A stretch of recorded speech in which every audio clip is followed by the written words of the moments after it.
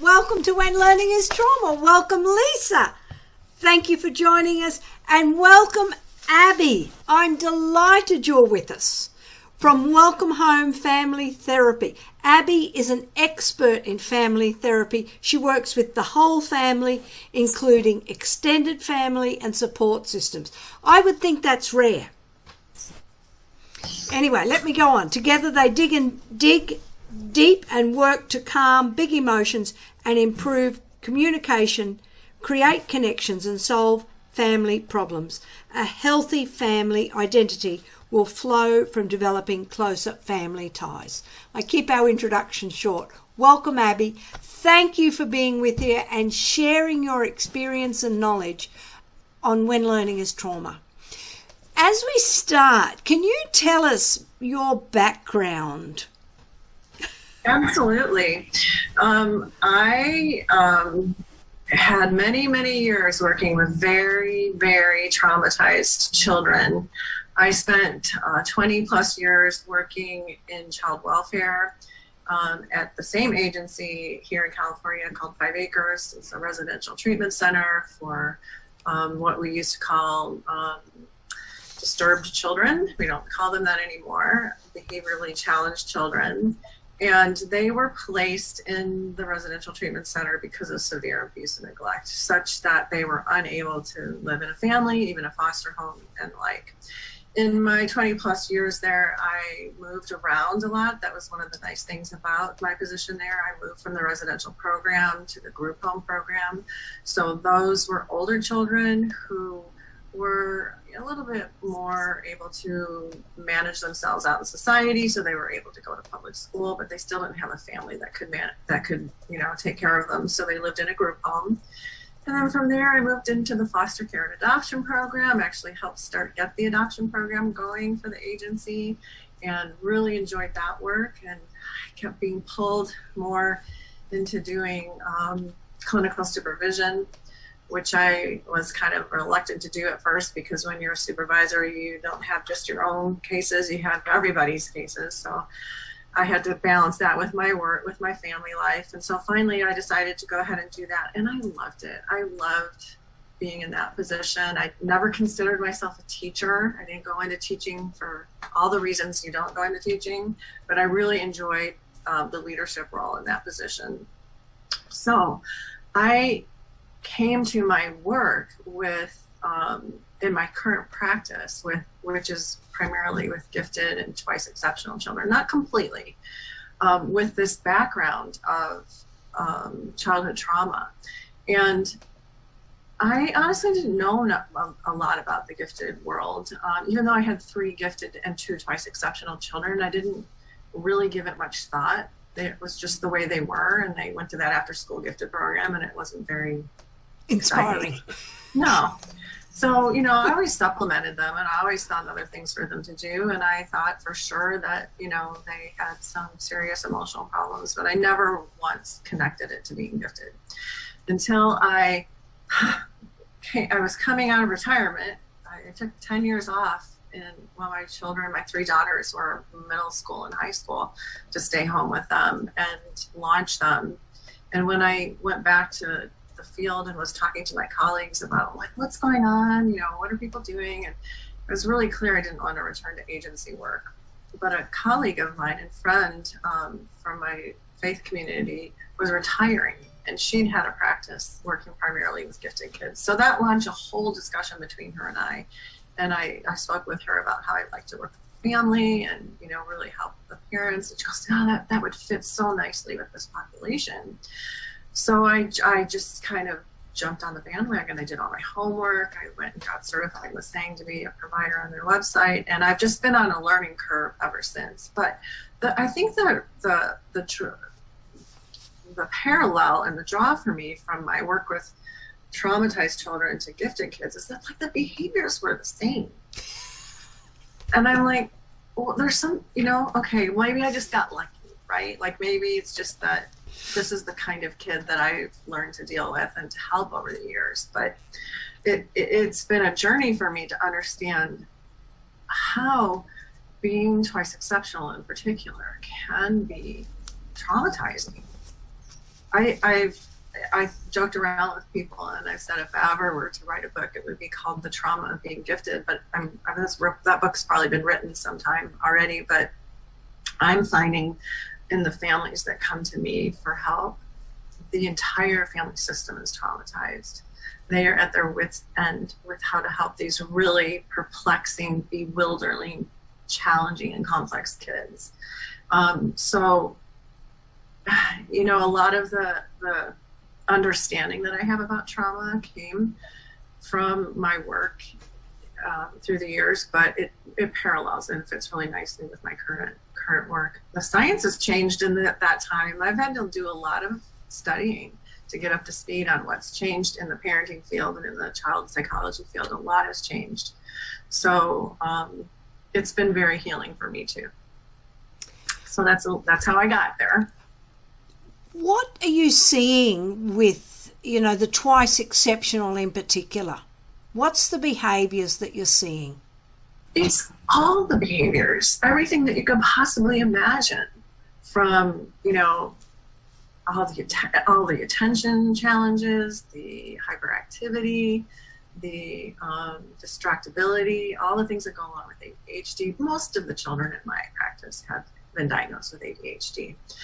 But then also we get with the older kids, just like, you know, some shutdown behaviors, a lot of defiance and disrespect. There's aggression in some of the families. You know, these kiddos, they just don't know what to do to handle their conflicts in a way that keeps their minds settled down, so they're striking out physically. It takes a toll, these behaviors, on the marriage. So oftentimes, you know, the marriage is at risk when the parents come to me. So a lot of the work that I do at the beginning is assessing whether or not I can even help them, because if the marriage is failing, I'm not a marriage therapist. That's a very highly specialized field. And so if it's that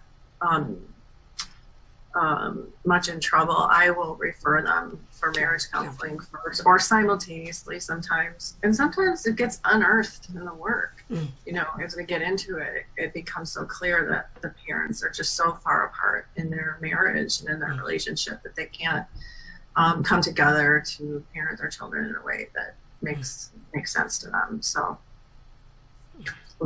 Abby, can you just explain very briefly to some people that might not really understand what the Twice Exceptional is? Sure.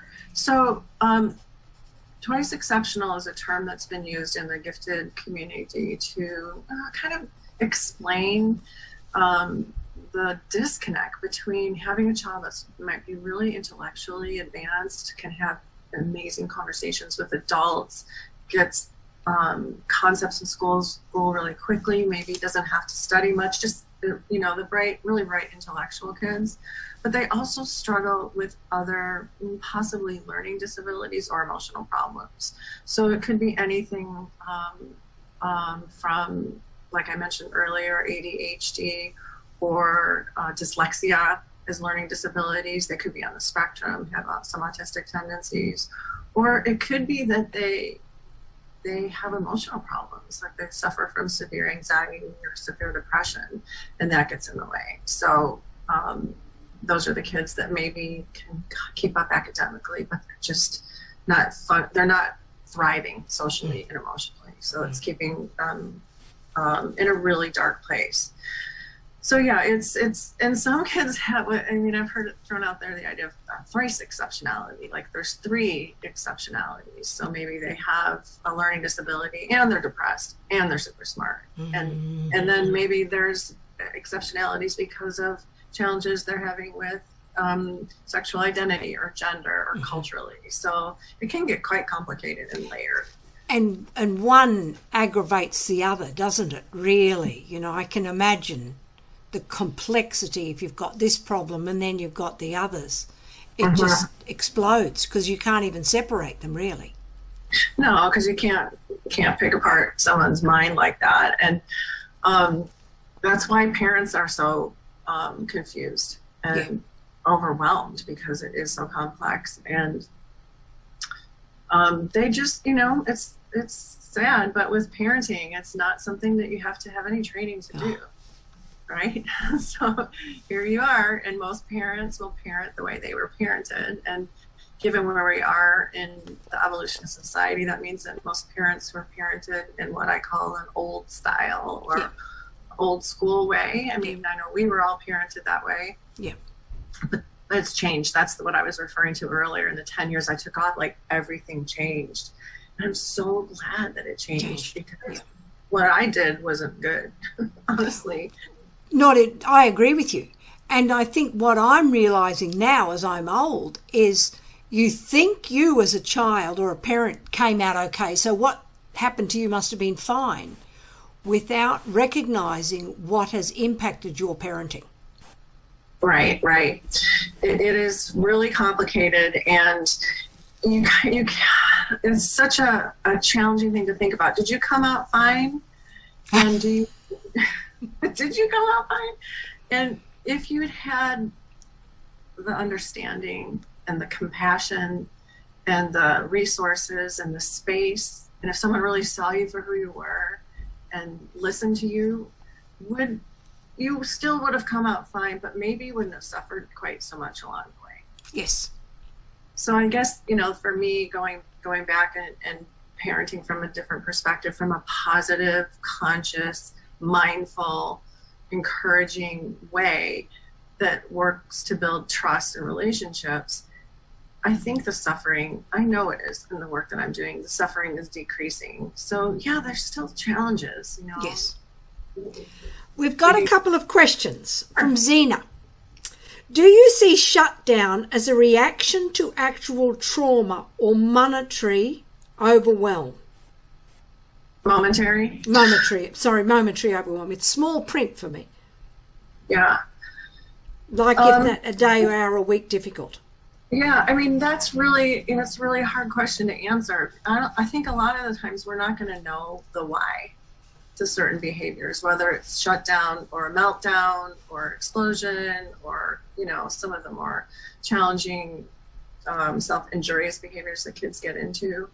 It could be so many different reasons, because everything that has happened to that child up until that moment could be a trigger for that. Their entire existence, and most of which, if they've come from trauma, not most of which, but a good deal of which is going to be hidden to their conscious mind, because the traumatic memories are flooded with emotion, and our brains tend to not connect that to the higher thinking brain. So it just sits in our body. I mean, you opened this up with saying earlier, maybe before we were recording, that you were reading The Body Keeps a Score, but the body definitely does remember.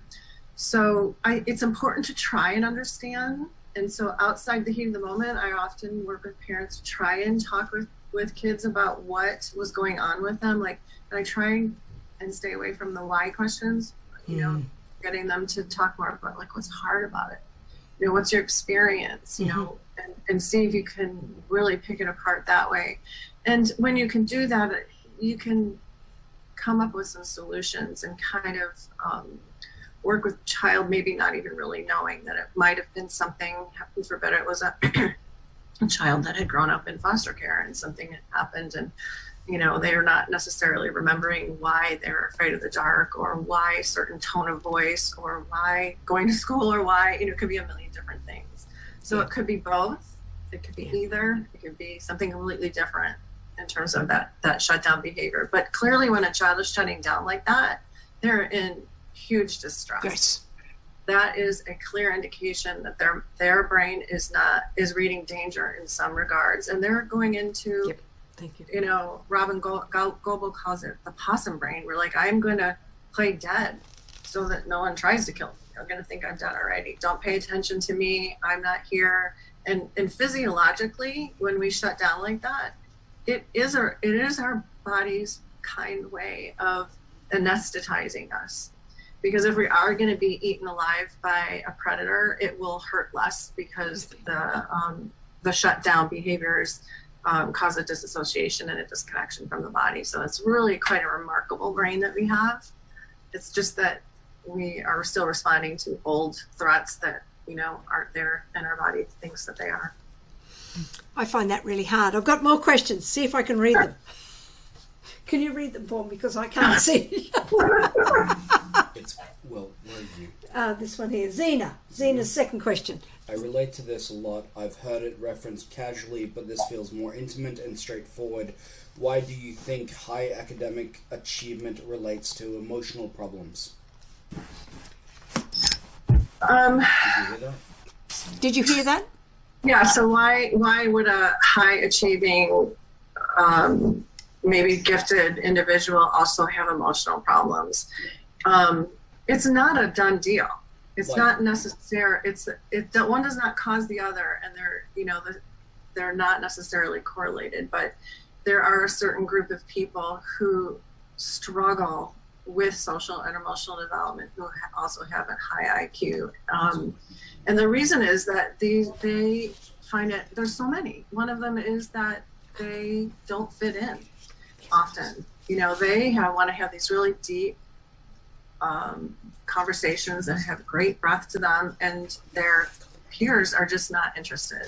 So they might look unusual or sound funny. So they are that kid that sticks out a little bit. And then there's all sorts of issues that can develop from that in terms of fitting in socially and finding your tribe, feeling like people understand you, and then, just even being okay with yourself. So they don't necessarily cause one another, and it's mixed out there from the research that I read that says, gifted kids can do really well, because their gifts can help them through these challenging times. So they can put it in perspective, they can think it through, they can find resources and have support to do that.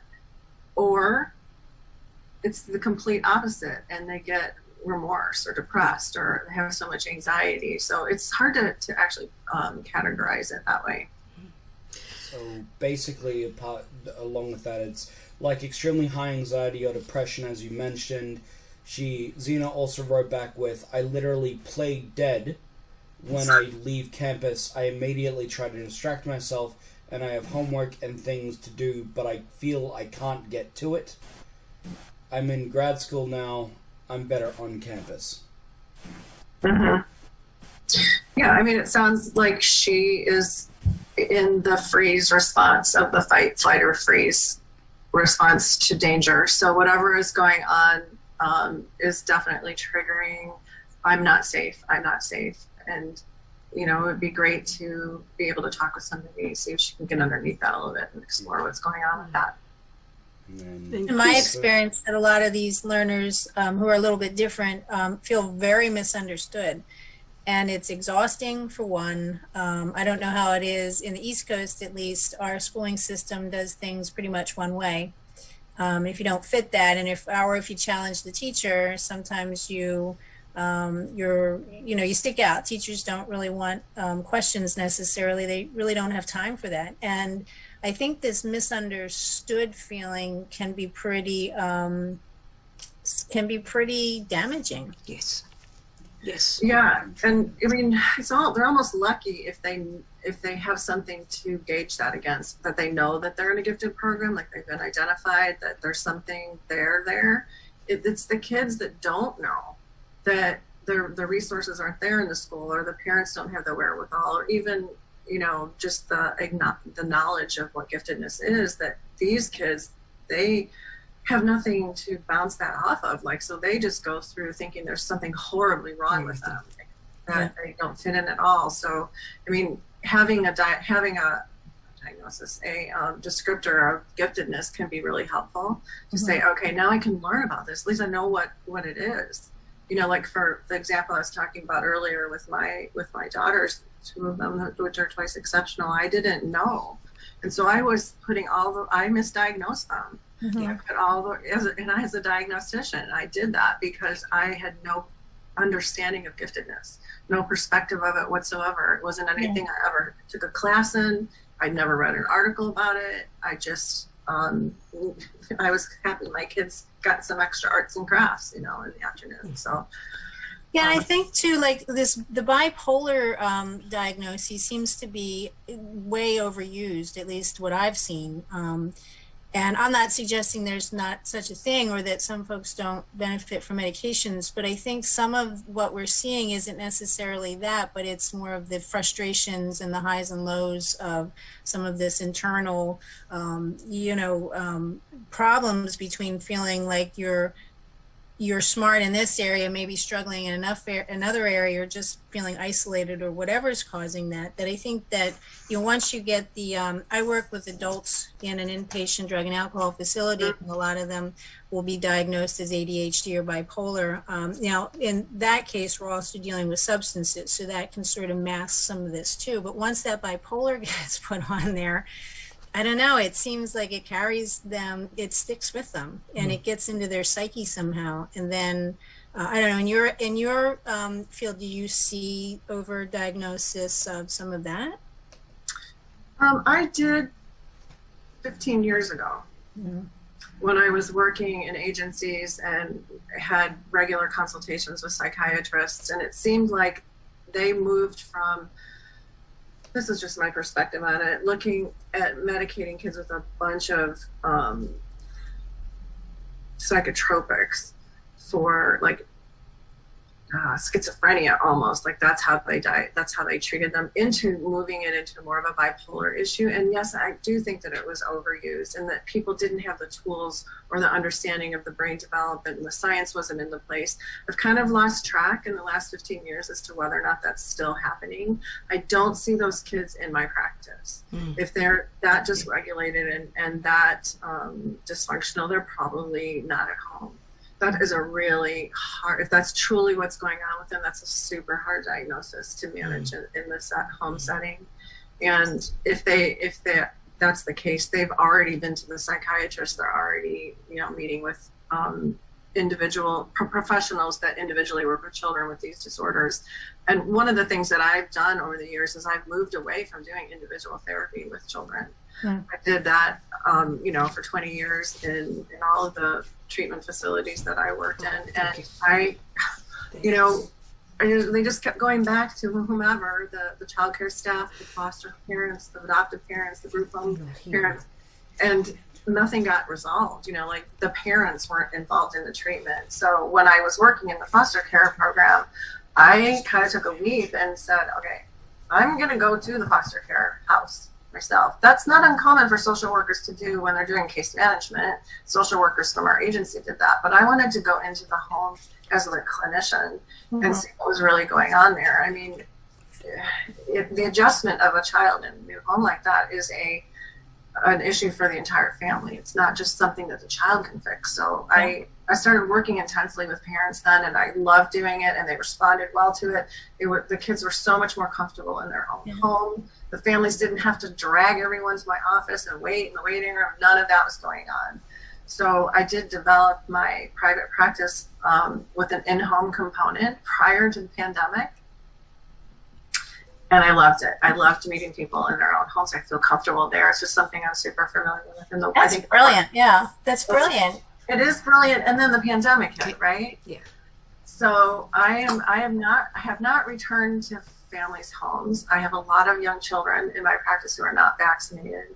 And so that I'm not completely opposed to doing it again someday, but now I've become so busy, and because I live in Los Angeles, going to see all these people isn't even feasible because of the traffic. I can't see as many people as I can online. Yeah. And in Los Angeles, is there a lot of therapy available for individuals? They're here it's a bit, we're in Pennsylvania on the East Coast, or I am, Lois is in New York. And it's really hard to get therapy, and it's very easy to get medications, and it's very easy to send kids to psych hospitals where the families are actually excluded. The families, and I had this happen to a friend who was surprised that they wouldn't allow her to get in on the conversation at all. And the child was medicated and medicated and medicated, and she had a tough time trying to find out, well, what's happening. And and this is a person who has a severe learning disability.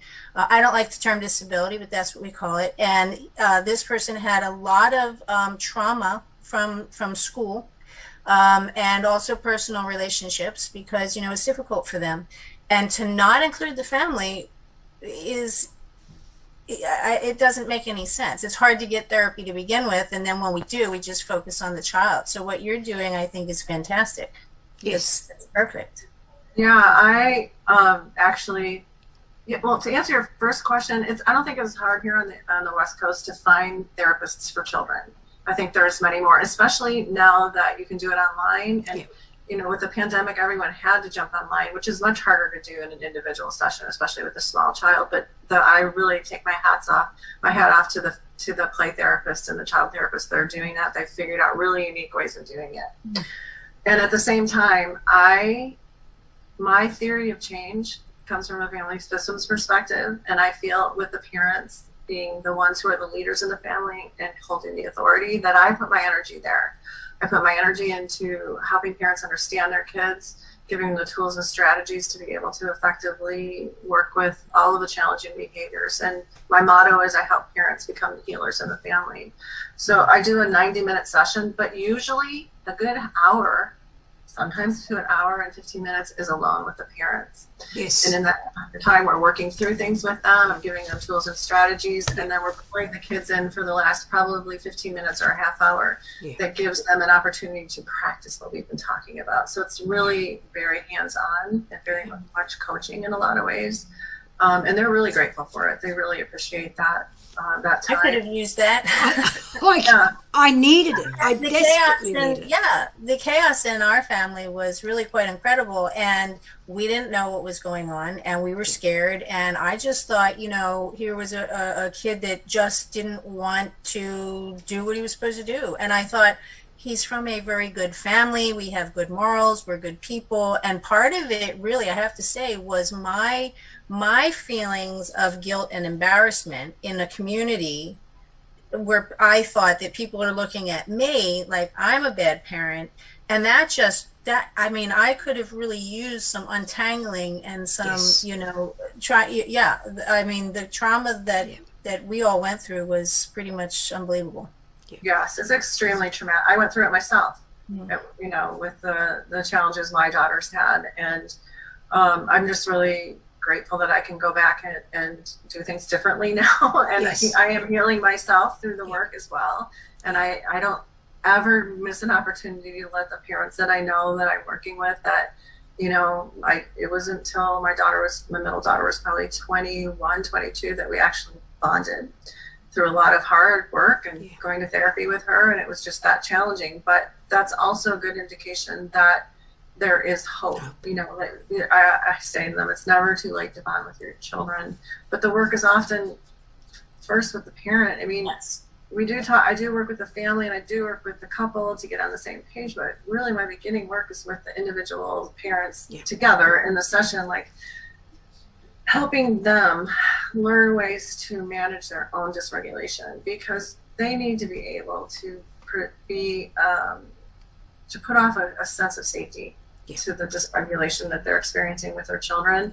If they're so easily triggered and don't have tools to take that breath, to step away, to splash water in their face, to talk to their partner, to do the things that keep them grounded, nothing good is going to come of that, because they're just going to be triggering and escalating, right? So the parent needs to be at a lower level of dysregulation so the child can be brought down. We call it co-regulating.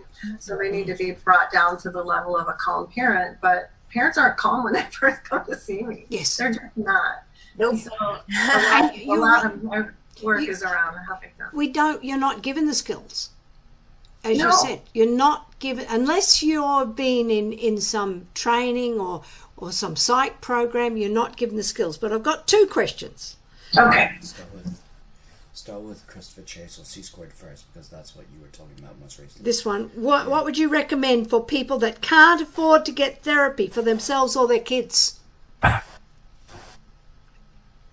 So this would be a parent. Yeah. Well, he's asked, he's not a parent yet, but I know Christopher, but he said, what would you recommend who can't afford therapy for themselves or their kids? How expensive it is. I would suggest, so if we're talking about a twice exceptional situation here, I would definitely recommend just diving into the research yourself. doing the reading, getting the resources. There's so many good books written out there about it. And, for all of the challenges that social media has, one of the benefits of social media is that you can find your tribe out there. You can find other like-minded people. Who have to be discerning. You have to ask the right questions. You need to be cautious in what you disclose in terms of your personal information, but use that social networking for good. Find people who you can get good advice from and feel supported from, and hop on in the middle of the night when you're struggling with someone, because somewhere around the world someone is going to be there and able to respond. There's a lot of really good Facebook groups out there for parents of twice exceptional folks, twice exceptional adults, and all the challenges that go around with them. Excellent. I don't know. What's Chris asking now? So this is from Chris Lashwa, who goes by Tofu. His question is, it's clear that many students feel pressured to be the best, high honor roll, etc. What advice do you have for students that are feeling burnt out / feeling like they're not good enough? And there's a second part of the question can be asked for both high achieving students that don't have a learning disability and also students that are struggling due to dyslexia. What advice do you have for students who are feeling burnt out, like they're not good enough? Okay, let's start with that, because that was a lot. It was a lot. I would say, gosh, I wish so much that these kids could just know that they can just do them. Like, do you. Yeah. Be you. And there's no, I tell parents this all the time, there's no homework sheet, no math assignment, no book report, no project, no grade that's more important than your relationship with your kid and or your relationship with yourself, right? School is something imposed on people. There's many different ways to do it. And if it's not working for you, if it's making you sick, unhealthy, unwell, depressed, anxious, suicidal, self-injurious, it's not worth it.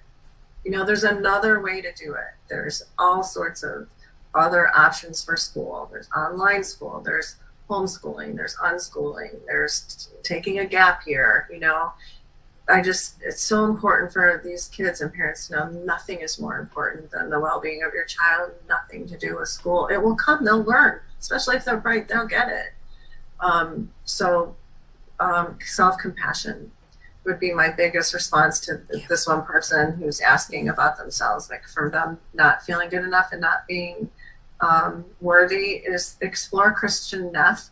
She made her life's passion about bringing the concept of self-compassion to the world. And she's got free resources on her website about activities that you can do to learn how to be kind to yourself. And if you're in an environment or a situation where people are not kind to you, you can still do this for yourself. Yeah. It is not hopeless. You are not hopeless. You absolutely can find your way. Find the people that get you, that understand you, and don't give up on that, because we now, another benefit of social media, we have access to the world. There's going to be other people out there that you can find, that you can confide in, that you can trust, and just feel not so alone and isolated. That's a brilliant response. To me, we need to hear that more often. Mm-hmm. That work, that the finishing of the worksheet or whatever you're doing is really irrelevant long term.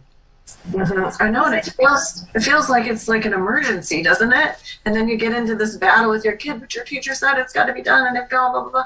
It's just like, all right, it's okay. Just mom and dad, take a breath. You don't want to model that kind of anxiety around this stuff to your kids, or around work, or around productivity, or learning. Learning needs to be joyful. So find a different way to teach it to them. Go outside and go places and do things that teach these things to kids. By half the time that kids get out of school, they're just so tired of learning. And I think that's probably a downside to being so connected with the information, is there's more information than you could ever know. Yet somehow if it's out there, you should be able to know it. So, but even the comparing, I was going to ask you, in your career, have you seen a difference between having all this social media? Because, everybody's showing their best side, and their children are going to the best colleges and the best this and the best that, and the parents and everybody's like, oh, we have to have all this stuff, and our kids have to be perfect, and the kids are looking at it thinking we have to be perfect. And I think social media is good for certain things, and as you said, for connection. But do you see a difference in your career as social media has become more popular with those people that are competing?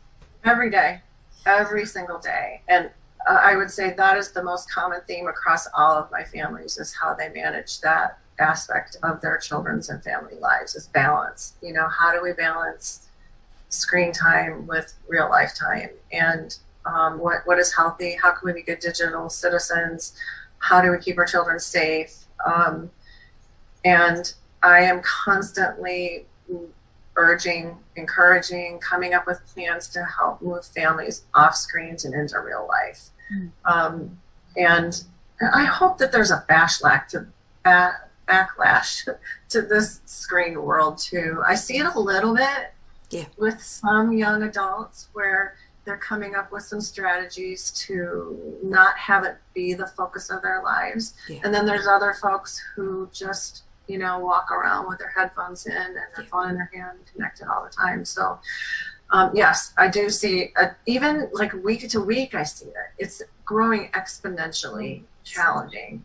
And now that we did this whole online school thing, it's worse. They're going to school and they're online on programs, in school, on tablets, and it's what's happening?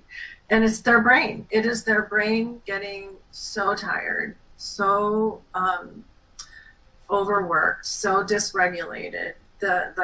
Even any time that you're interacting with the screen, your brain reads it as something that is fight, fire, freeze. So it's traumatizing to be on an interactive screen.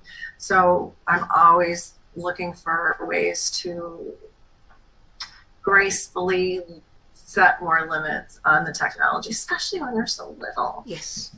Or it's the little ones. By the time they're teenagers, it's a much harder battle.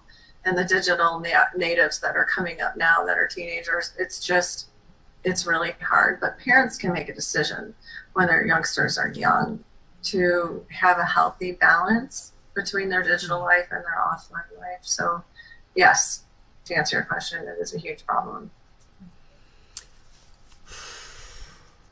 This has been fantastic, because we haven't talked about the family and the family issues and all that come through with family background to children who are different.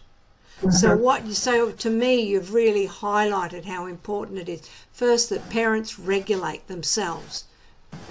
But, I would even add that as your children are growing up, to be willing and open to more ideas on dealing with children, because the world has changed dramatically.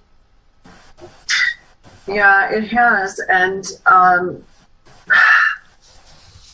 not dramatically enough in some ways, So yes, people are watching you parent now, and maybe that's part of the problem with the comparisonitis, right? That people are watching and paying attention in ways that we didn't before and couldn't possibly know before. Yeah. So it's been challenging in that way to find a balance with it all. But yeah, I agree with you, Lois. It really does start with the parents when it comes to helping these really challenging and complex kids.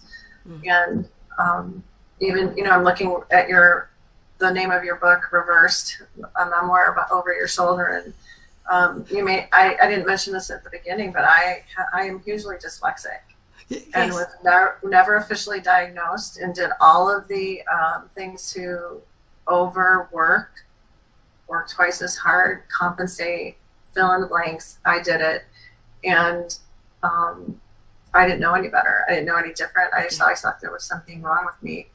Or I wasn't smart or something. And it's great that you're out there with this material, and that you guys are doing this podcast and you're bringing this information to people, because I didn't have to suffer alone, and other kids don't have to suffer alone.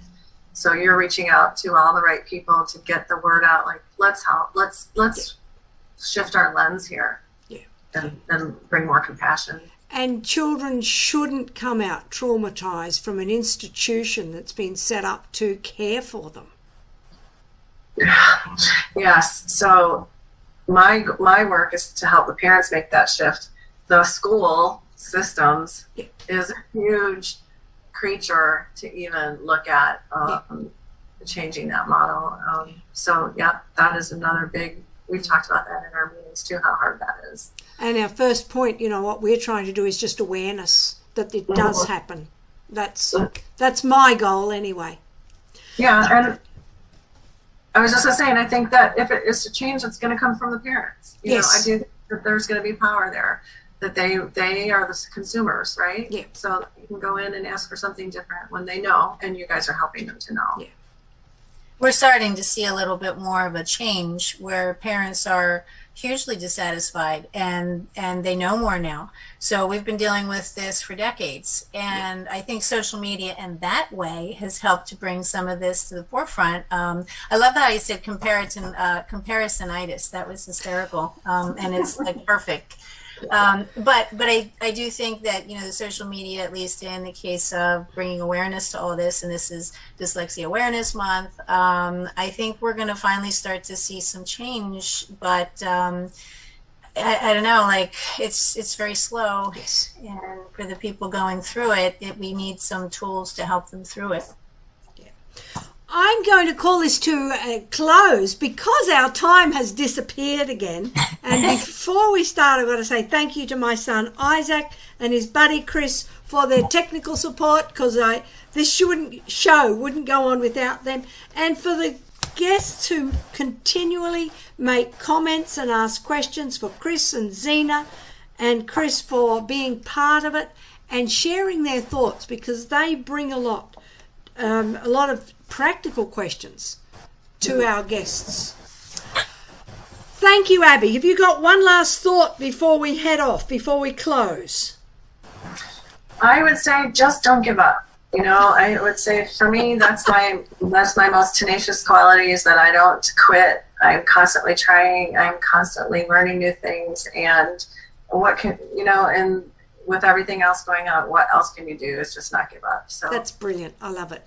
And where can people find you? I am at Welcome Home Family Therapy on the web, and you'll get all of my contact information there. Fantastic. And Lisa, and it's in the show notes. Your description's in the show notes. The website's in the description. Lisa, where can we find you? Mostly on Facebook, Monday afternoons, usually with Lois, with When Learning is Trauma. And I am on LinkedIn, but I don't know how to use it very much. And I forgot my password to Instagram, so. And this is an interesting session, because tomorrow night we talk to Pete Fire in the Belly, who's dyslexic, and following Monday night we've got a pre-recorded session with Dr. Mary Helen Imordino Yang. So that her work just blows me away. Do you know of her work, Abby? Oh, You'll have to send it to me. Emotions and learning. And you talked about the brain. It's brain research, but connecting the emotions and the two. So you'll find me on Facebook, Twitter, LinkedIn, Instagram, YouTube. And my website is loisletchford.com. It's all in the description. What else do I have to say? I don't know. I forget. Hit like, hit subscribe, and share it. And let's get the idea out that, going to school should not be a traumatic experience. Hit the bell for notifications. Share the channel with your friends and family. And for all who are dyslexic, so they benefit from hearing stories and books. My book is on Amazon, and everything else is on my website. And my son makes sure I say all of these things. It's your coach. My coach, you're right. Abby, thank you for joining us. Thank you. Thank you. It was my pleasure. Thank you for having me so much. Fantastic. How I wish I'd known you 30 years ago. Thank you. Or even 5. This and the other component is this. We're going to finish this series and then we have a break and we'll be back next year. So we've got the last 3 people for this series. So thank you for listening. Thank you for joining us.